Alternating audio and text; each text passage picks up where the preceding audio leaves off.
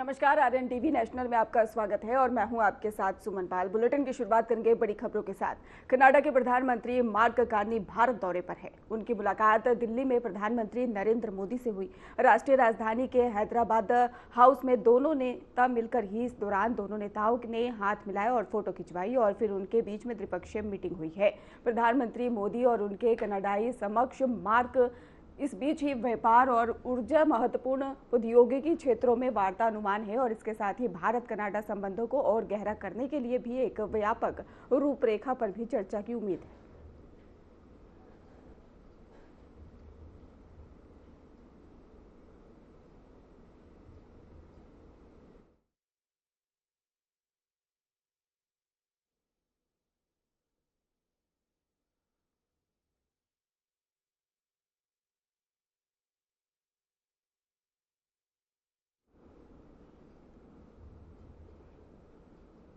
Israel और America द्वारा Iran पर किए गए संयुक्त हमले के बाद पश्चिमी एशिया में जारी तनाव पर पीएम मोदी ने अपना रुख स्पष्ट कर दिया है। उन्होंने पश्चिम एशिया की वर्तमान स्थिति हमारे लिए गहरी चिंता का विषय है, ये कहा और इसके साथ ही भारत डायलॉग और डिप्लोमेसी के माध्यम से सभी प्रकार के विवादों का समर्थन करता है। आपको बताते चले कि नई दिल्ली में कनाडा के प्रधानमंत्री मार्क कार्नी के साथ संयुक्त प्रेस कॉन्फ्रेंस के दौरान ही पीएम मोदी ने पश्चिम एशिया में जारी तनाव पर अपना पक्ष भी रखा। उन्होंने साफ तौर पर कह दिया कि वर्तमान में चल रहे अनेक तनावों को लेकर भारत की सोच स्पष्ट है और हमने सदैव शांति और स्थिरता बनाए रखने का आह्वान किया। जब दो लोकतंत्र एक साथ खड़े होते हैं तो और भी सशक्त हो जाते हैं। अनेक तनावों को लेकर भारत की सोच स्पष्ट ही है। हमने सदैव शांति और स्थिरता बनाए रखने का आह्वान किया है और जब दो लोकतंत्र साथ खड़े होते हैं तो शांति की आवाज और भी सशक्त हो जाती है। पश्चिम एशिया की वर्तमान स्थिति हमारे लिए गहरी चिंता का विषय है। भारत डायलॉग और डिप्लोमेसी के माध्यम से सभी विवादों का समाधान का समर्थन करता है। इस क्षेत्र में मौजूद सभी भारतीय नागरिकों की सुरक्षा के लिए हम सभी देशों के साथ मिलकर काम करते रहेंगे। एक्सेलेंसी, आपकी यात्रा से हमारे सहयोग के हर क्षेत्र को एक नई ताकत मिली है।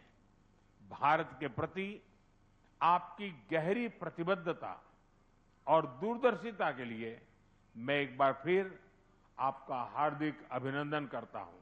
बहुत बहुत धन्यवाद।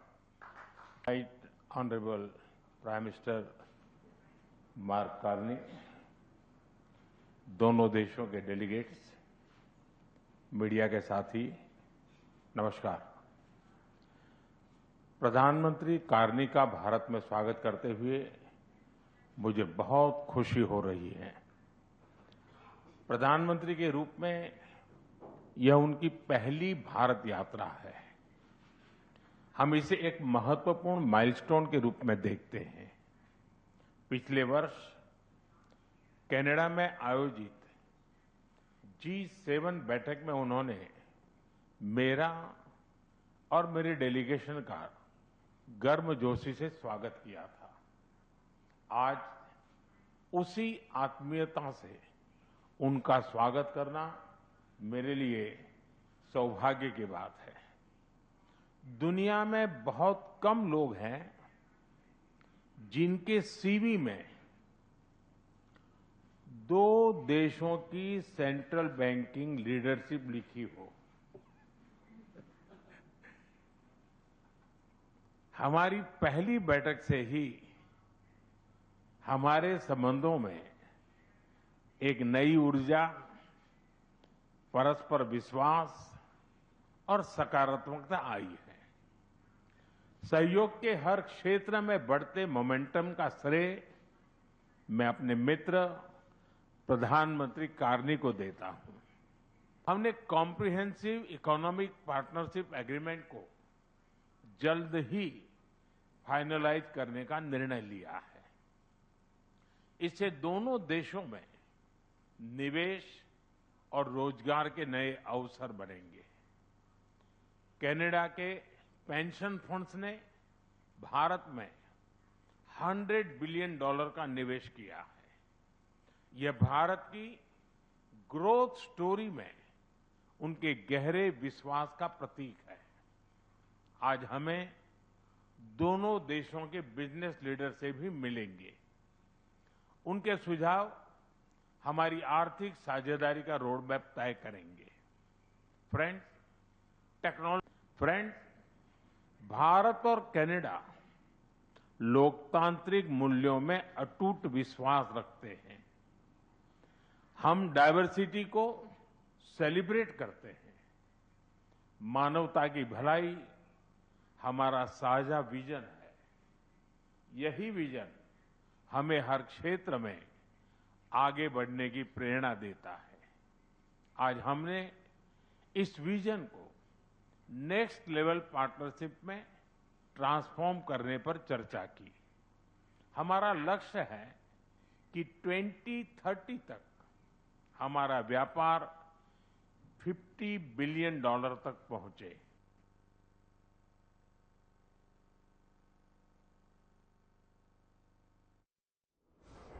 प्रधानमंत्री नरेंद्र मोदी ने अपने आवास पर सुरक्षा संबंधी मंत्रिमंडल समिति की महत्वपूर्ण बैठक की और इस बैठक में केंद्रीय गृह मंत्री अमित शाह, रक्षा मंत्री राजनाथ सिंह और विदेश मंत्री डॉक्टर एस जयशंकर और वित्त मंत्री निर्मला सीतारमण मौजूद रहे। बैठक में राष्ट्रीय सुरक्षा, रक्षा नीतियों और सुरक्षा चुनौतियों पर विस्तृत चर्चा की गई है। अधिकारियों ने सुरक्षा उपायों, अंतर्राष्ट्रीय संबंधों और रणनीतिक पहलुओं पर सुझाव दिए। प्रधानमंत्री मोदी ने कैबिनेट बैठक को लेकर भी सभी मंत्रियों को निर्देश दिए और देश की सुरक्षा और रणनीतिक मजबूती को और अधिक सुदृढ़ बनाने के लिए सतत प्रयास जारी है।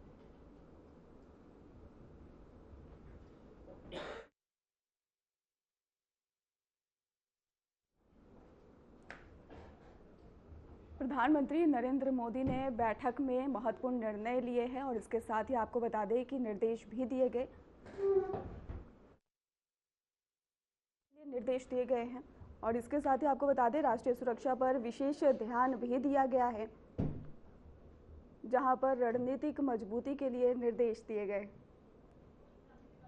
और इसके साथ ही प्रधानमंत्री नरेंद्र मोदी ने बैठक की जिसमें कि महत्वपूर्ण निर्णय को लेकर निर्देश दिए गए।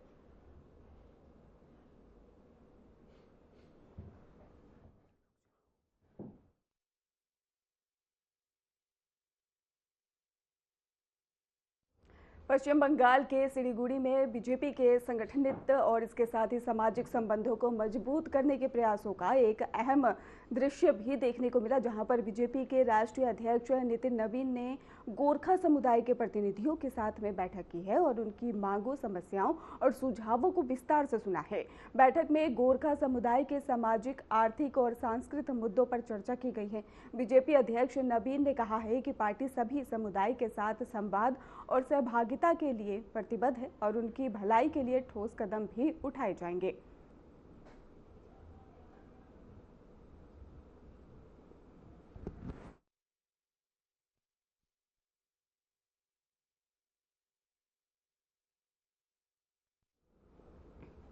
तेलंगाना की राजधानी हैदराबाद में सियासी हलचल तेज हो गई है, जब लोकसभा में विपक्ष के नेता राहुल गांधी और कांग्रेस के वरिष्ठ नेता केसी वेणुगोपाल और सुबह शमशाबाद एयरपोर्ट पर पहुंचे, जहां पर एयरपोर्ट पर तेलंगाना के मुख्यमंत्री रेवंत रेड्डी ने उनका भव्य स्वागत किया है। राहुल गांधी के आगमन को लेकर ही कांग्रेस कार्यकर्ताओं में खासा उत्साह भी देखने को मिला। एयरपोर्ट परिसर के बाहर बड़ी संख्या में समर्थक मौजूद रहे। पारंपरिक अंदाज में स्वागत और फूलों के गुलदस्ते और नारों के बीच में नेताओं का अभिनंदन किया गया।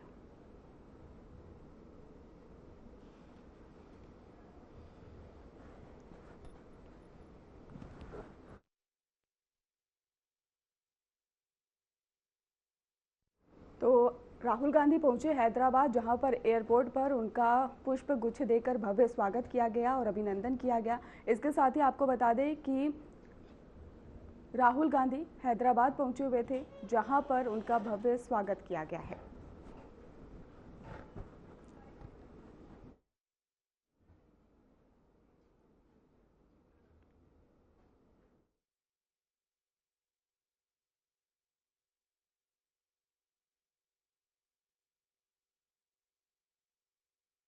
हरियाणा में कांग्रेस की सियासी हलचल देखने को मिली और इसके साथ ही आपको बता दें कि हैदराबाद का दौरा रहा राहुल गांधी का, जहां पर उनको पुष्प गुच्छ देकर उनका अभिनंदन और जोरदार स्वागत किया गया।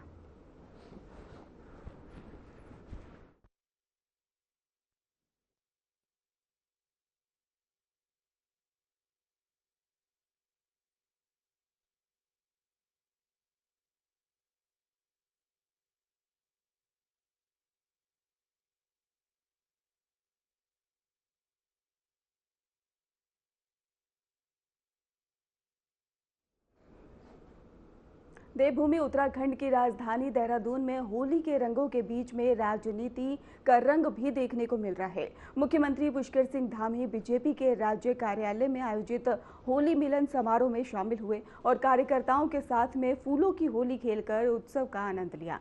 कार्यक्रम में पार्टी पदाधिकारी, कार्यकर्ताओं और समर्थकों की बड़ी संख्या मौजूदगी रही है। ढोल नगाड़ों और पारंपरिक गीतों के बीच में मुख्यमंत्री ने सभी को होली की शुभकामनाएं दी हैं। आपसी भाईचारे और सौहार्द और एकता का संदेश भी दिया है।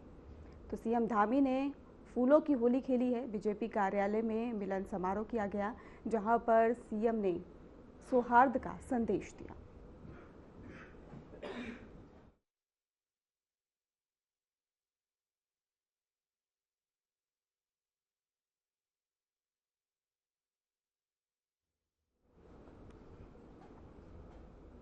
बिहार के मुख्यमंत्री नीतीश कुमार ने सोदपुर नाले का औचक निरीक्षण किया है। बिना पूर्व सूचना के पहुंचे मुख्यमंत्री ने मौके पर चल रहे निर्माण और सफाई कार्यों का जायजा लिया। निरीक्षण के दौरान मुख्यमंत्री ने अधिकारियों से प्रगति रिपोर्ट भी मांगी है और स्पष्ट निर्देश भी दिए कि मानसून से पहले हर हाल में नाले का काम पूरा किया जाए। उन्होंने कहा है कि बरसात के मौसम में जल जमाव की समस्या से आम लोगों को परेशानी ना हो, इसके लिए समयबद्ध तरीके से काम करना बेहद जरूरी है। मुख्यमंत्री ने गुणवत्ता पर भी विशेष जोर दिया है।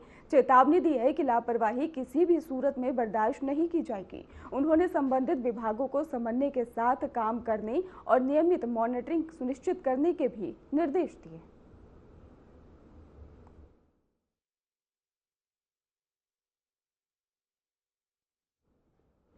हरियाणा के मुख्यमंत्री नायब सिंह सैनी पारंपरिक बही खाते या फिर कागजी फाइलों की बजाय डिजिटल टैबलेट के साथ राज्य विधानसभा परिसर पहुंचे। ये दृश्य न केवल प्रशासनिक बदलाव का संकेत था, बल्कि डिजिटल गवर्नेंस की दिशा में सरकार की प्रतिबद्धता को भी दर्शाता है। मुख्यमंत्री जैसे ही विधानसभा परिसर पहुंचे, उनके हाथ में मौजूद टैबलेट ने सबका ध्यान खींच लिया। माना जा रहा है कि इस बार का बजट पूरी तरह से डिजिटल फॉर्मेट में प्रस्तुत किया जा रहा है, जिससे कि पारदर्शिता, पर्यावरण संरक्षण और तकनीकी सशक्तिकरण को बढ़ावा मिलेगा।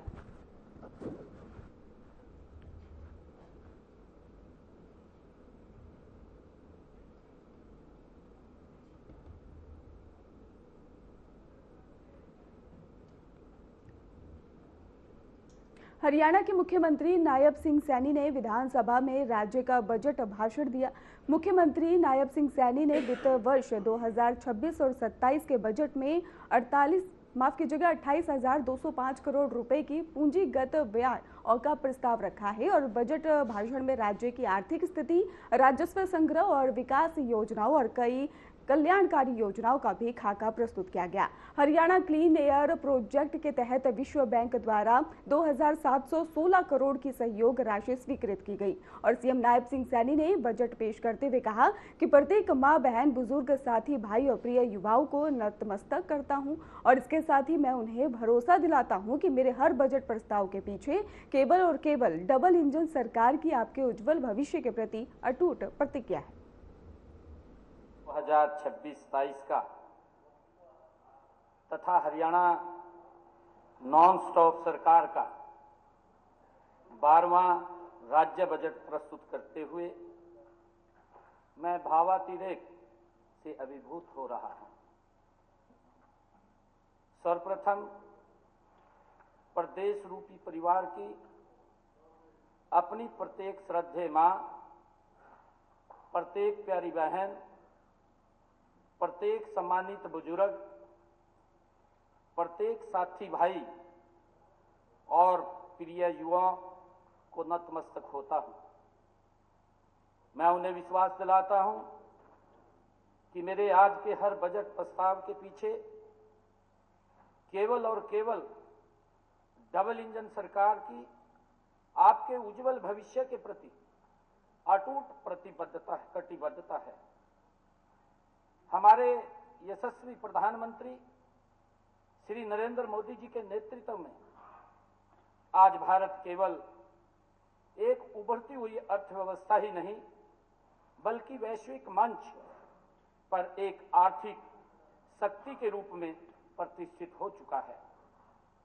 विश्व की प्रमुखतम अर्थव्यवस्थाओं जैसे अमेरिका, चीन, जापान, यूरोपियन संघ इत्यादि में भारत लगातार चौथे वर्ष सकल घरेलू उत्पाद में सर्वाधिक विकास दर दर्ज कर रहा है।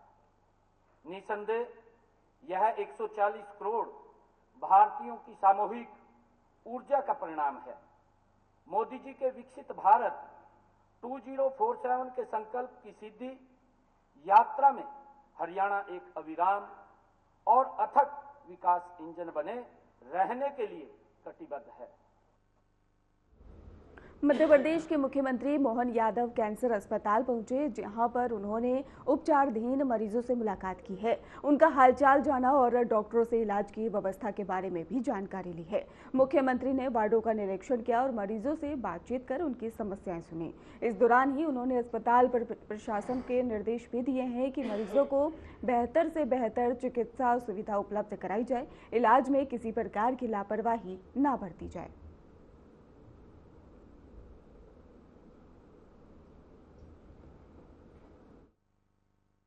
बीमारी के कारण से, कैंसर के कारण से एडमिट है, उनकी हालत गंभीर है। मैंने बाबा महाकाल से कामना की वो शीघ्र स्वस्थ हो। हमारे बहुत पुराने कार्यकर्ता हैं, बड़े वरिष्ठ हैं, क्षेत्र में अशोकनगर में बड़ा नाम है, पूरे प्रदेश में उनको लोग जानते हैं। आज होली के अवसर पर मेरी अपनी ओर से पूरे प्रदेशवासियों को बधाई। हम सब होली के आनंद के साथ बसंत का ये मौसम सबके लिए फलदायी हो, शुभदायी हो। इसी के साथ साथ भगोरिया पर्व का आज आखिरी दिन है। मैं यहाँ से बड़वानी जिला निमाड़ अंचल में आदिवासी भाई बहनों के बीच त्योहार का, उनके साथ आनंद लेने का, होली का, भगोरिया का, और ये किसान कल्याण वर्ष हमारी सरकार ने घोषित किया, इसलिए किसान कैबिनेट, कृषि कैबिनेट के नाते से आज बड़वानी में पहली बार हम लोग करने वाले हैं। किसान कैबिनेट के माध्यम से हमारी प्रतिबद्धता माननीय प्रधानमंत्री श्रीमान नरेंद्र मोदी जी के नेतृत्व में किसान, महिला, युवा, गरीब सब वर्गों के कल्याण की है। ऐसे में किसानों को लेकर बहुत सारी योजना हमारी सरकार बना भी रही, लागू भी कर रही है। छत्तीसगढ़ के मुख्यमंत्री विष्णुदेव साय ने रायपुर में महाराष्ट्र के नांदेड़ में मौजूद हजूर साहिब तक सिख समुदाय की वार्षिक तीर्थ यात्रा को हरी झंडी दिखाकर रवाना किया है। और इस कार्यक्रम के दौरान छत्तीसगढ़ के मुख्यमंत्री विष्णुदेव साय ने कहा कि जब ये पहल 25 साल पहले शुरू की गई थी तब केवल 1 या फिर 2 बसें ही हुआ करती थी, लेकिन आज उनके वार्षिक तीर्थ यात्रा के लिए 17 बसों की हरी झंडी दिखाकर रवाना किया गया है।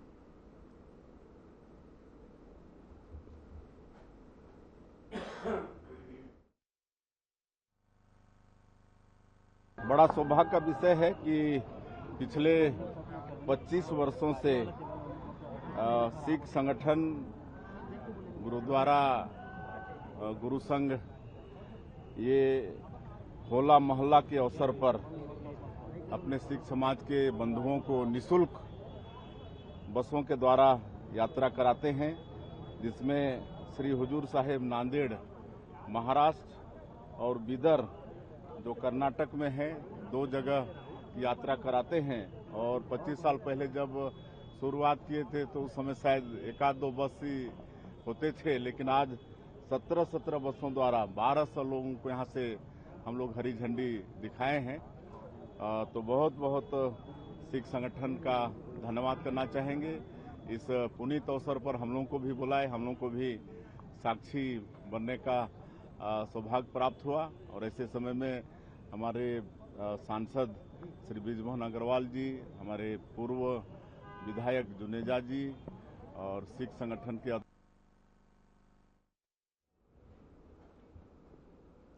हिमाचल के मुख्यमंत्री सुखविंदर सिंह सुक्खू ने केंद्रीय वित्त मंत्री निर्मला सीतारमण से बैठक की और राज्य के बजट पर पड़ने वाले संभावित प्रभावों पर चर्चा की गई है। आपको बता दें कि मुख्यमंत्री सुक्खू ने बैठक के बाद ही मीडिया से बातचीत भी की है और कहा है कि उन्होंने वित्त मंत्री से अनुरोध किया है कि 16वीं वित्त आयोग द्वारा ही RDG यानी कि राजस्व घाटा अनुदान को बंद करने से हिमाचल प्रदेश के बजट पर करीब 15% असर पड़ेगा। उन्होंने कहा कि इस कदम का प्रभाव राज्य की कई योजनाओं और विकास कार्यों पर पड़ सकता है।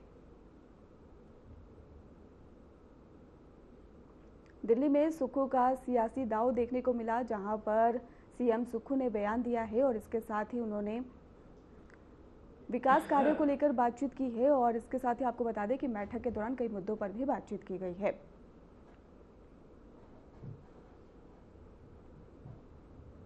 हिमाचल के मुख्यमंत्री सुखविंदर सिंह सुक्खू ने केंद्रीय वित्त मंत्री निर्मला सीतारमण से बैठक की और राज्य के बजट पर पड़ने वाले संभावित प्रभावों पर चर्चा की गई है। मुख्यमंत्री सुक्खू ने बैठक के बाद मीडिया से भी बातचीत की है और इस दौरान उन्होंने साफ तौर पर कहा कि वित्त मंत्री से अनुरोध उन्होंने करते हुए 16वीं वित्त आयोग द्वारा RDG यानी कि राजस्व घाटा अनुदान को बंद करने से हिमाचल प्रदेश के बजट पर करीब 15% असर पड़ेगा। उन्होंने कहा कि इस कदम का प्रभाव भी राज्य की कई योजनाओं और विकास कार्यों पर भी पड़ सकता है।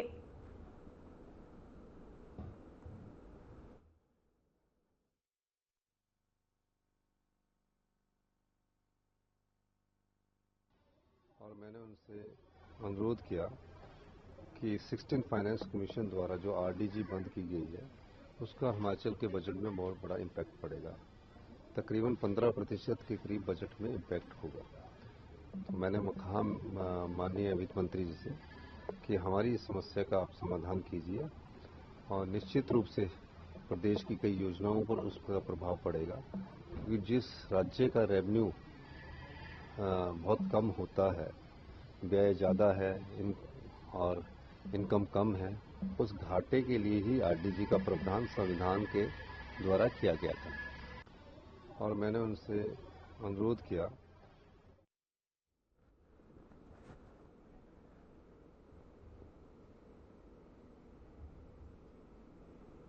फिलहाल खास बुलेटिन में बस इतना ही। आप देखते रहिए RN TV नेशनल।